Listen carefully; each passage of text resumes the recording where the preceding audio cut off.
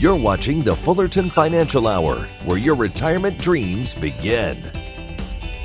Back with Steve Fullerton, Fullerton Financial Planning. And Steve, I want to talk about market volatility, the ups and the downs. And this is really no time to be swinging for the fences when we're nearing retirement. Really important, though, to find out just how much risk you can take. How do we do that? Right. Well, it's true. As we're nearing retirement, the natural ebb and flow really should be to analyze that to see if what got us to retirement, risk, and that's probably a good thing, is appropriate going into retirement when we're not putting into our accounts anymore. So usually it's a pretty good natural progression to reduce that down. Now, what's appropriate is depending on you. You're the one that determines that, how comfortable you are with risk. So inside of our office, inside of our firm, we use a tool, technology called Riskalyze. And it's really phenomenal to discover you and your comfort with risk. So you're not a client. You always can become one if you would like. But would you be willing to go through this example with me today? Sure, I would love to. Good. So the one thing that we determine is right off the get-go, we talk about what you want your money to do for you, what your goals are with your money, retirement money. So you can pick up to 3. What would you say your goals would be? Well, to start, I'd say retirement. Mm-hmm. And then how about college savings and income? Sure. Well, that's pretty important in retirement because without income, you really don't have a retirement. So I'll agree with you on that for sure. And we talk about how much money that you have to invest. And Megan, this is your lucky day. I'm going to bequeath you $380,000 for our example today. Okay, that sounds great. So that's my nest egg. That's your nest egg. Okay. Now, of that, what I want you to do is come up with a figure, not just a loss, because nobody likes to lose money. No one does, but a devastating loss. If you lost it, it would blow you up. A lot of people refer to it as like an uncle point. Remember when you were wrestling as a child and somebody would twist your arm or whatever, and then it would get to the point where you'd tap out or you'd call uncle. What would be your uncle point of that $380,000? I think probably 40%, Steve. Okay, well, 40% of $380,000 is $150,000. Oh, wow. Okay, that looks a little different in a dollar amount. Yeah, well, a lot of people do. They talk about percentages, but they don't attach dollars to it. So that is a big number, but let's go ahead and roll forward if you're okay with our example today.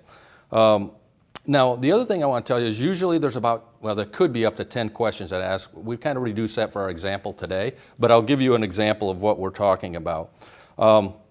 We talk about a certainty versus some risk. If you pick the certainty, it is what it is, it is what it is. If you take the risk, I'm going to pull a coin out of my pocket and we're going to flip it. So the first one is, would you choose the certainty of 10%, or would you like me to pull the coin out of my pocket and we flip it? Hedge, you lose 40%, your devastating number. However, if we flip it and it comes up tails, you gain 150%. So would you rather have the certainty of the gain or the coin flip at 50-50? Well, the return on the coin flip, if it goes my way, looks great. Yes. But this is my retirement. I think I have to lock in the certainty. Okay, so let's go ahead and lock in the certainty. My next question to you is, how about a certainty of a 15% loss? Or I pull the coin out of my pocket and we do the 50-50 flip. Heads, you lose your devastating 40%. Tails, you gain 150%. Can't do it. I just can't. That devastating loss is stuck in my head. I think I need to have that certainty, Steve. Okay, so how you answered those questions gave you the score of a 33. And the easiest way to kind of explain that number is think of a speed limit sign. A 1 mile per hour, if they had them, would be walking down the road. It's kind of like your money in the bank. It just is. Nothing's happening, it just is. A 72 would be what the S&P 500 index is, and my goodness sakes, it's a lot of fun while the markets are making money. The problem is there are no shock absorbers. So you're at a 33 mile per hour, kind of like driving through a city street. Now, the other thing that we do is we analyze a current portfolio. So we analyze your current portfolio, and your current portfolio is almost at what the S&P market is doing.